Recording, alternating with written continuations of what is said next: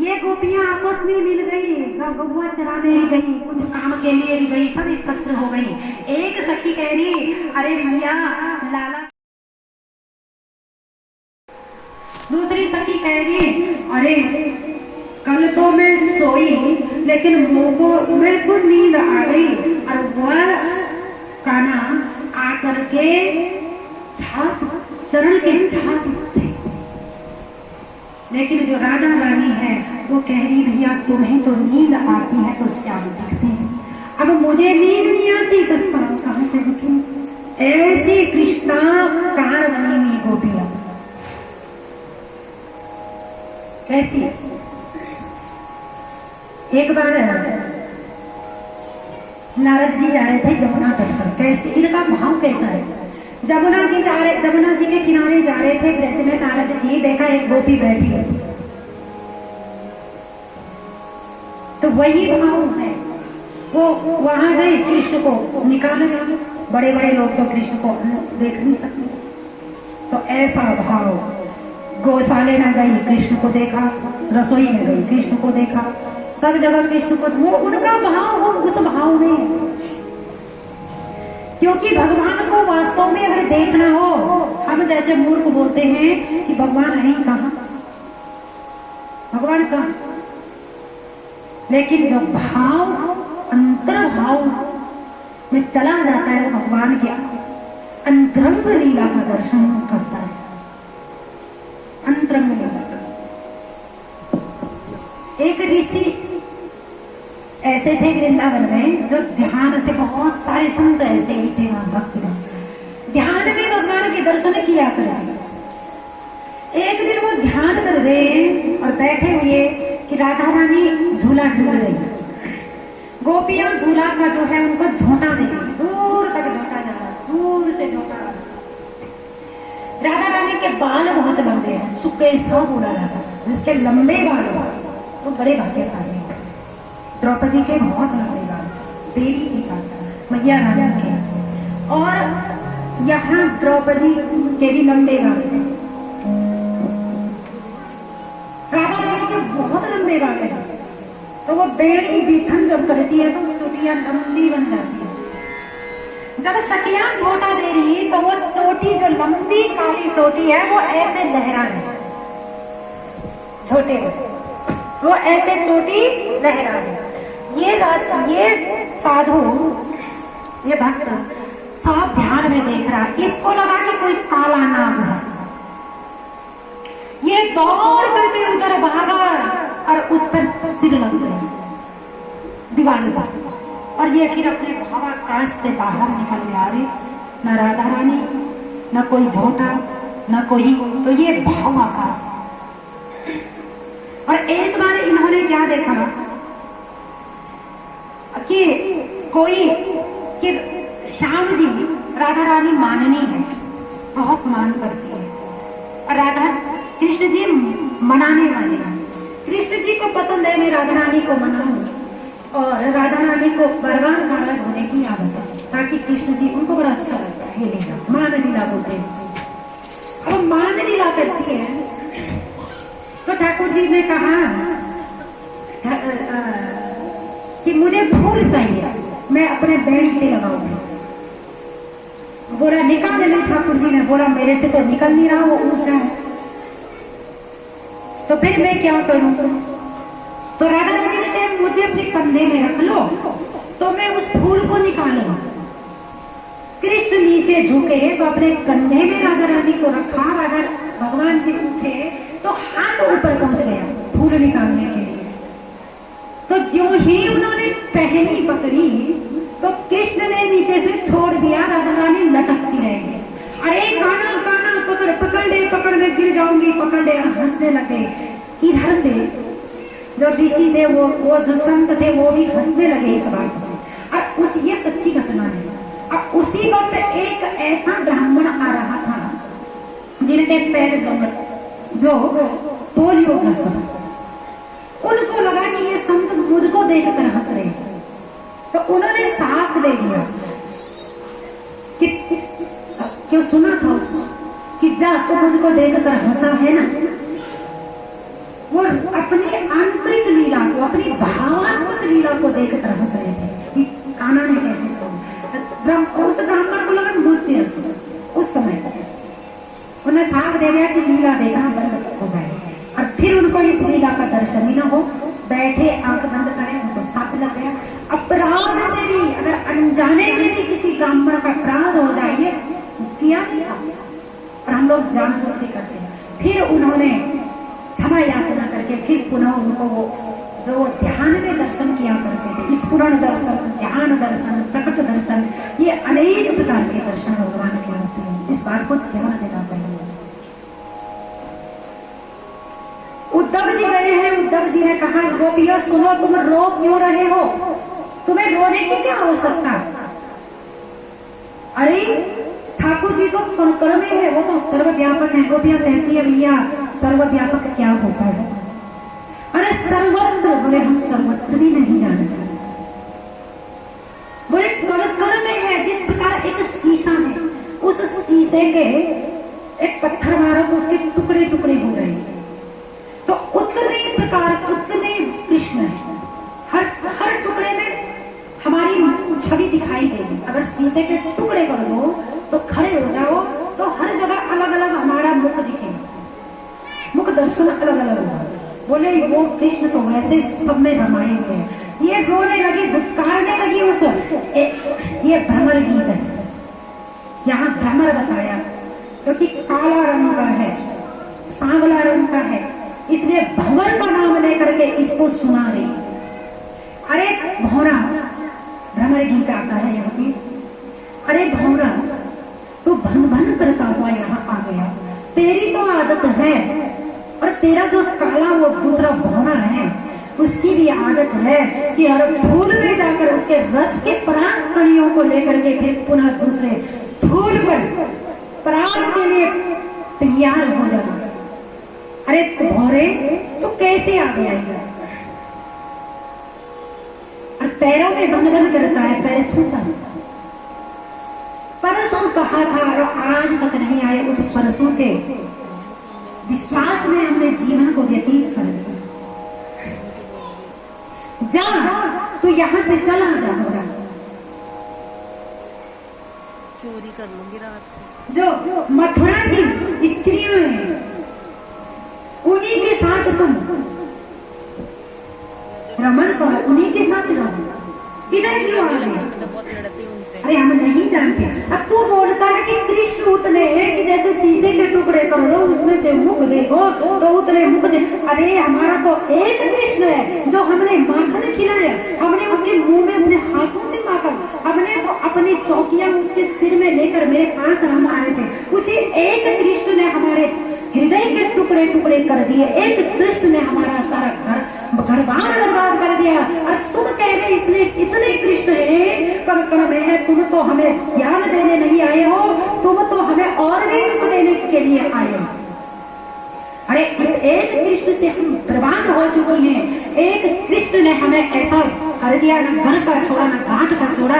और तू कह रहा कि कृष्ण घट घट में है, हजारों कृष्ण है, कण कण में, अणु अणु में है, और तू ज्ञान देने आया है क्या? तो ज्ञान देने नहीं आया, तो हमारे कटे में नमक डालने आया है। अरे हम चाहती, हम जा नहीं सकती। कितनी दूर है मथुरा और वृंदावन? कितनी दूर है मथुरा और वृंदावन? ज्यादा दूर नहीं है, कभी जाना वहीं पर मथुरा में ही उतरते हैं और थोड़ी सी दूर पर वृंदावन। लेकिन हम इसलिए नहीं जाती हैं कि हमारे प्रभु की आज्ञा नहीं है। जब तक उनकी आज्ञा न हो हम आज्ञा उल्लंघन नहीं कर सकते। जाने को जा नहीं सकते हैं, कितनी दूर है। और हम इसलिए भी नहीं जाते हैं कि हमारे गोपाल जी वहां पर राजा बनेंगे, राजा है वहां, और उनका इतना सम्मान है वहां पर। और हम लोग जाएंगे तो उनका सम्मान, हम ग्वालिन, हम अनपढ़, हम गंवार अगर जाएंगे ना तो उनको कितना अपमान हमारी वजह से सहन करना पड़ेगा। हमारी वजह से लोग उनको बोलेंगे देखो ये इनकी सखियां हैं, ये ग्वालिन, गोबर की बदबू आ रही है, ये ग्वालिन इनकी सखियां। इसलिए हम तो ठाकुर जी के मान सम्मान के लिए नहीं जाते। और इतना कहते कहते भगवान का जब अपार प्रेम देखा, इनके हृदय में भगवान के रंगी हुई गोपियों को देखा तो 6 महीने वहीं रहे। और 6 महीने तक ये जो ज्ञान था, बोले हम ज्ञान नहीं जानते हैं, हम वेद नहीं जानते हैं, हमने प्रेम से भगवान को पाया है। और अब 6 महीने प्रेम ज्ञान दिया है गोपियों ने इस उद्धव को, और उद्धव भी गोपी बनकर घाघरा चोला पहनकर जो है, घाघरा चुन्नी चोला पहनकर गया कृष्ण के पास। कृष्ण ने कहा भाई तू ऐसा बनकर क्यों आया है? अरे भोरे चुप रहे, तू परसों बोलकर गया और आज अभी तक नहीं है। तूने माखन चुराया, तूने कितनी, अरे भाई तू सखियों की भाषा, सखियों की पोशाक बनकर क्यों आया? ऐसा बनाकर सखियों ने भेज दिया। कंस को भी बनाया एक बार सखी। देखो बरसाना में सब जगह कंस गया, बरसाना में कभी कंस नहीं गया, कभी कंस के वो नहीं गए। कंस के जितने भी सहचर थे वो कभी बरसाना नहीं गए, डर के मारे। वो राधा रानी रहती है, मधुमाती सखियां रहती है। एक बार कंस ने कहा तुम डर के मारे नहीं जाते, मैं जाता हूँ, चल मैं बरसाना में अष्ट सखियां रहती हैं, मैं जाऊंगा। उन सखियों को जो सहसानना, कोमलांगना, कमला नैना, जो वो सखियां हैं उनको उठा के मथुरा में ले आऊंगा। ये जो ही बरसाने में गया वहां राधा कुंड है, राधा कुंड में इसने स्नान किया। जब ऊपर निकला तो ये सखी का वेश धारण कर गया, राधा रानी की कृपा। ये सखी काला मोटा सा, मोटे मोटे पैर, दाढ़ी, मूछ, इसके जो है जो राजसी वस्त्र थे वो खत्म हो गए। लहंगा, चोली और दुपट्टा, ये चुन्नी जाके धारण हो गया। और ये गया, ये क्या करे, कहाँ जाए? राधा रानी के पास गया और ललिता सखी बड़ी चतुर, ललिता ने कहा कि अब तो जा नहीं सकता है। 6 महीने तक गोबर खपवाए कंस से। सारे लोग बोल रहे ये कौन है? एक बार राधा और ललिता जानती है, और ये गोबर थाप रहा। और बाद में अपने मुकुट को राधा रानी और अष्ट सखियों के चरणों में रखा। तब इन्होंने छोड़ा कि जब आएंगे से कभी बरसाने में ऐसा। एक जनाबाई थी, देखो प्रेम की पराकाष्ठा जो हमने इस श्रीमद् भागवत से सीखा है, प्रेम की। यहाँ ज्यादा पढ़ा लिखा, ज्यादा सुंदरता, ज्यादा धन, ज्यादा रूप ये काम आने वाले नहीं। यहाँ केवल प्रेम पंथ है, प्रेम पंथ तलवार की प्यान है। यहाँ 2 नहीं आ सकते, यहाँ केवल भगवान और भगवान का भक्त। ये सकरी गली है। प्रेम गली दिशा करे जा में दो कह जाने वृषभान दुलारी, कह जाने वो वृष नंद दुलारी। ये प्रेम का पंथ वही जानता है। शीश दिए पई होई न गुजारो, प्रेम पंथ में शीश भी दे दे कोई तो भी कम है। वहां अपने सुख की बात नहीं। जनाबाई थी, जनाबाई चक्की पीसती और संतों को भोजन कराती। लोगों की चक्की पीसती, थोड़ी सी आटा मिलता, उस पैसे नहीं हुआ करते थे।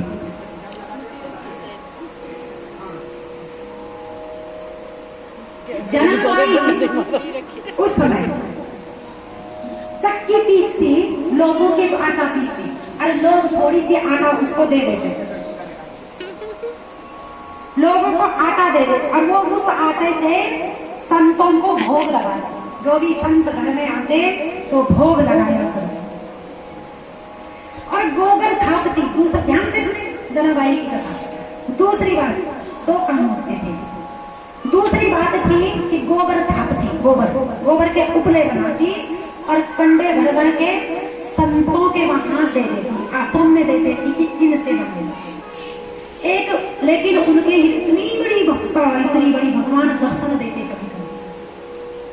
एक बार श्री कबीरदास जी ने सोचा कि चलो दर्शन कर आए ऐसी साधवी महिला के, अनपढ़ है, गंवार है, रहती है ब्रज में।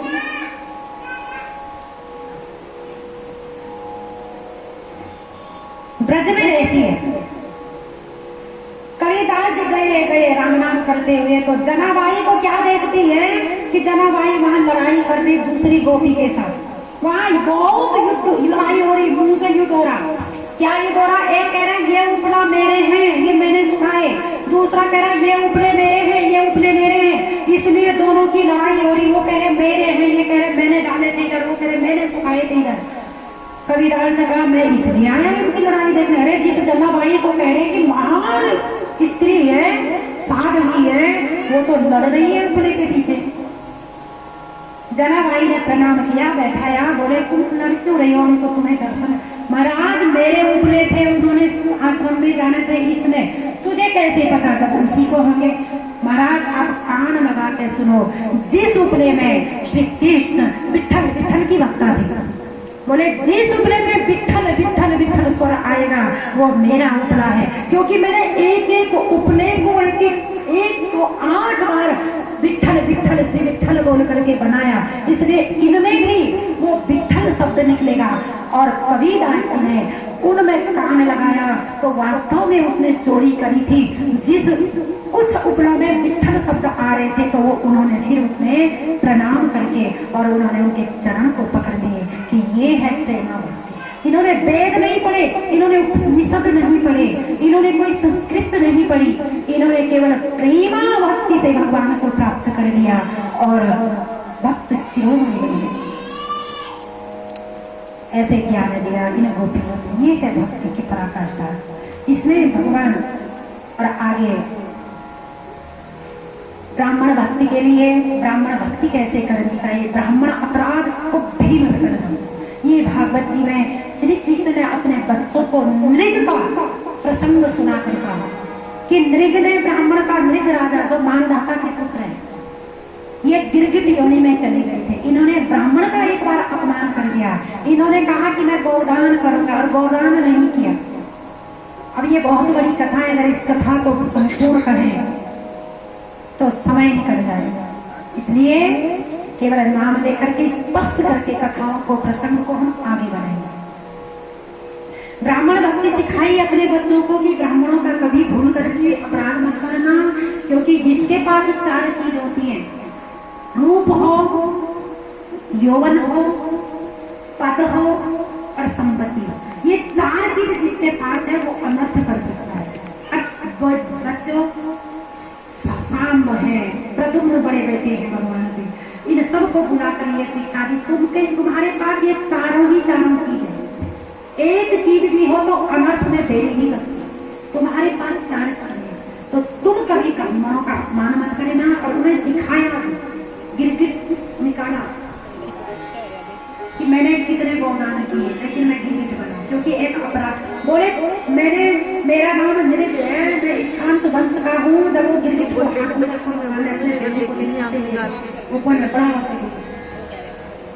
बोले कौन हो, भगवान ने कहा।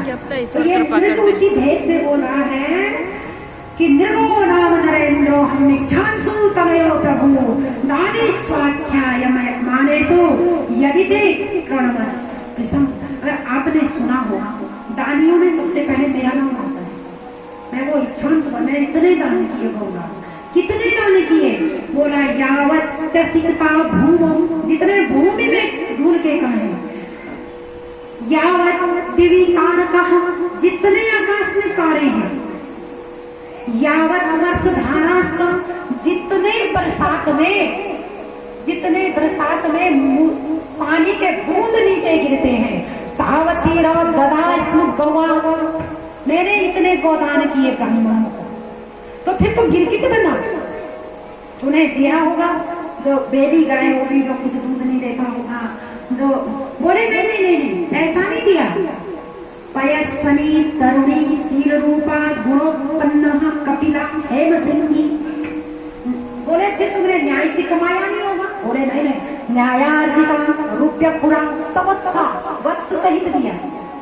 दुकूला मालाभरण ददाम्य हम, दुकूल कपड़े भी दिए साथ में, ददाम्य हम मालाभरण माला सब कुछ दिया।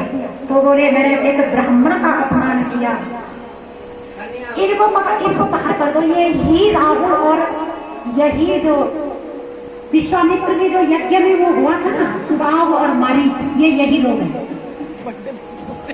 जो यज्ञ में विघ्न करे, वो राक्षस, वो असुर जो सुबाव मारी। इसलिए ध्यान से भगवान की कथा को ध्यान से सुने, यहाँ जिक्र न करें, ये भगवान की कथा है। बोले नहीं, चुपचाप बैठे हैं, सुबाह मत बोलो, मारीच मत बोलो, राम बोलो, कृष्ण बोलो। और यहाँ जो है उन्होंने ब्रह्म शिक्षा दी है, ब्राह्मण का सम्मान की शिक्षा दी है। और आगे जब कल का प्रसंग रुक्मणी विवाह हुआ, उसके बाद भगवान के 8 विवाह और हुए, 7 विवाह। रुक्मणी जी पहली पत्नी हुई, उसके बाद सत्यभामा, सत्यजीत ने अपनी बेटी को भगवान के हाथ दे दिया। सत्यजीत ने भगवान को झूठ बोला कि मेरी मणि चुरा ली। भगवान जी ने संकल्प किया, उसका भाई ने प्रसेन ने चुराया था। ध्यान से सुनेगा, प्रसेन ने चुराई कथा मणि, और भगवान को बोला कि इसने चुराई। सारे लोग भगवान में थू थू करने लगे कि अरे जब छोटा था तो उस समय ये दूध दही चुराता था, अब बड़ा हो गया, राजा बन गया, मणि चुराने द्वारिका का राजा बन गया, अब ये मणि चुराने लग गया। लोग बोल रहे हैं भगवान कृष्ण तो बचपन का चोर जो है वो राजा बन के भी थोड़ी आदत सुधरती है, लोगों का मुंह करे। भगवान जी ने संकल्प किया, भगवान जी ने कहा तेरा मणि में कहीं से भी ले आऊंगा। भगवान जी गए हैं और आगे उनका जो है जामवंती से उनका जामवंत से भेंट हुआ। जामवंत ने प्रसेन को मारकर ले लिया था ये मणि, अपनी पुत्री जामवंती को खेलने के लिए किया। भगवान वहां गए, जामवंती ने भगवान को देखा तो रोती हुई अंदर गई उस मणि को लेकर के, पिताजी कोई बाहर आया है। पिताजी बाहर आए जामवंत जी, तो जामवंत और भगवान का युद्ध होने की बेटी को डरा दिया, ये मणि तुम्हारी है, ये तो हमने किसी शेर को मार कर दिया है। खूब 1000 वर्ष तक युद्ध हुआ तो जामवंत ने पहचान लिया ये रामावतार के राम है, मैं जामवंत हूँ, मैंने इनसे मलयुद्ध की जो है मनोरथ किया था। आज भगवान ने फोन किया, पैरों में पड़ गए, बोले भगवान ने कहा भाई तू पैर में मत कर, ये मणि मुझे दे दे। मतलब चोरी का आरोप लगा, लोगों ने बचपन का चोर अभी भी चोर है, द्वारिकाधीश बन गया फिर भी चोरी की आदत नहीं जाए, तो ये मणि दे दे मेरा। बोले प्रभु मैंने अपने पुत्री को दे दिया, अब मैं दे नहीं सकता हूँ मणि, तुम पुत्री भी ले जाओ तो मैं पुत्री सहित दान कर सकता हूँ। और उस समय पुत्री सहित दान करता हूँ, और बोला ठीक है अपनी पुत्री को भी दे दो मुझे। और जामवंती को भी अपनी पत्नी रिच्छ पुत्री, जामवंती बड़ी सुंदर है, और जामवंती के साथ भगवान का विवाह हुआ। बोले जामवंती मैया की, बोले दुल्हा राजा कृष्ण की। तुमने मुझे बेकार में सभी जगह से मेरा अपमान, ये है तुम्हारा बड़ा श्रम हुआ। अब जनता जिस तरफ हो ना, जनता का कोई पता नहीं किस तरफ मुड़ जाए। पहले कृष्ण के थू कर रही थी, अब उसको थू करने लगी। देख रहे हमने पहले ही बोल दिया था कि कृष्ण ऐसे कभी नहीं कर सकते। अरे राजा है द्वारिकाधीश है,